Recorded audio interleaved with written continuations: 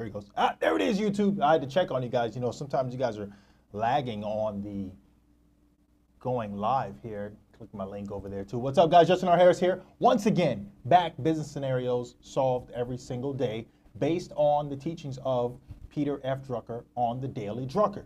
You know, we pay homage to this book because it is essential when it comes to doing business. This keeps you on your toes.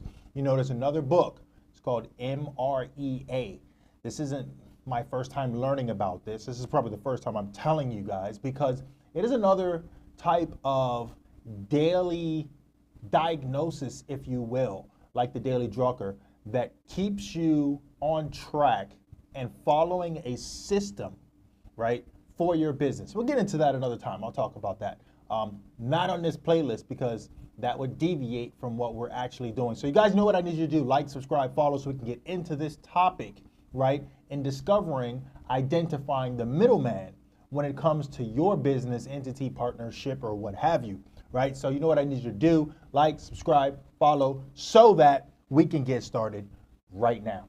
All right, so this is what the deal is, right? So you understand that with every group, conglomerate, and so forth, there's a middleman.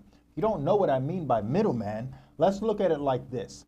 Previously, right, on yesterday, I don't want to say yesterday because if you don't play these in order, then I may have done them in order, but if you don't play them in order, we're just going to say the episode before this one because they are in numerical order, right? We spoke about unions and their job to protect the employee, right, to look out for their rights and create a buffer between whether it is the privatized or private business or corporation and or a government entity. So that buffer in between those two is why a union is created. And sometimes a union is looking out for the best interests of the employee. Sometimes a union is just another segue of the same power to be that runs or owns a company and is creating another leverage point to be able to make money again off that same employee that they're paying and save their pockets, right? Right? That sounds like the whole purpose of why a 401k started, right? 401k initially was to help save the corporate entity on taxes by the employee not getting their full paycheck up front. It was like this whole thing. There's a whole thing on this.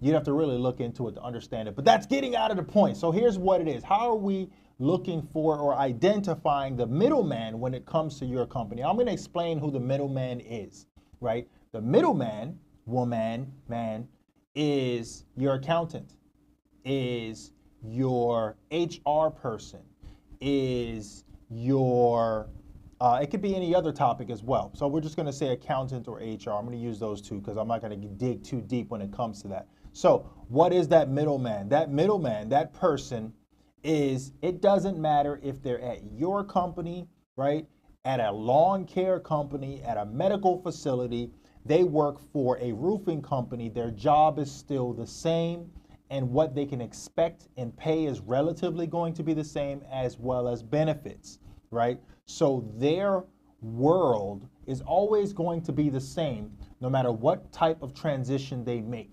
They're always going to be in the same income bracket, they're always going to be in the same realm. The only way that is going to change is if they honestly change their title, right? They no longer do that anymore. Maybe they open their own company. Now they are not an accountant, they are an accounting firm, right? And they have several accountants under them. And now their income changes and their income bracket changes and now their title changes because they are a business owner.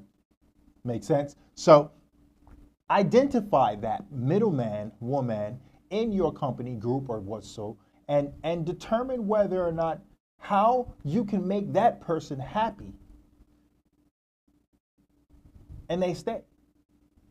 Really is what it is, right? Are they staying because they like you as a person? Are they staying because they have nowhere else to go? Are they, you know, do they have a vested interest in your company? Maybe that's a way, right? So how do you make the middleman, woman, man, woman happy in this scenario? That's the question. Thank you guys for